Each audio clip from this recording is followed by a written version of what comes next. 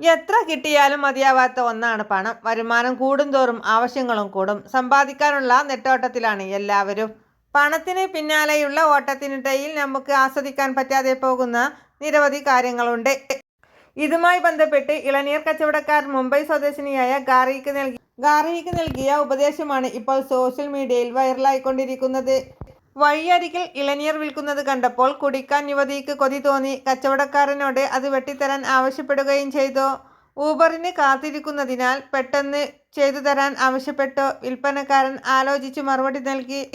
ഒരു ചോദ്യമായിരുന്നു മറുപടി. പണം സമ്പാദിക്കാൻ വ്യക്തികൾ കഠിനാധ്വാനം ചെയ്യുന്നുവെങ്കിലും ഇവർക്ക് സമാധാനപരമായി ഭക്ഷണം കഴിക്കാനോ കുടിക്കാനോ സമയമില്ലെങ്കിൽ എന്താണ് പ്രയോജനമെന്നായിരുന്നു കച്ചവടക്കാരൻ്റെ ചോദ്യം. ജോലി അവിടെ കാണും, എന്നാൽ ഭക്ഷണം പോലുള്ള ചെറിയ ചെറിയ സന്തോഷങ്ങൾ ഏറെ പ്രാധാന്യമുണ്ടെന്നും കച്ചവടക്കാരൻ പറഞ്ഞു. കച്ചവടക്കാരൻ്റെ മഹത്തായ ഉപദേശങ്ങളെക്കുറിച്ച് ഗാർഗി തന്നെയാണ് സോഷ്യൽ മീഡിയയിൽ പങ്കുവച്ചത്.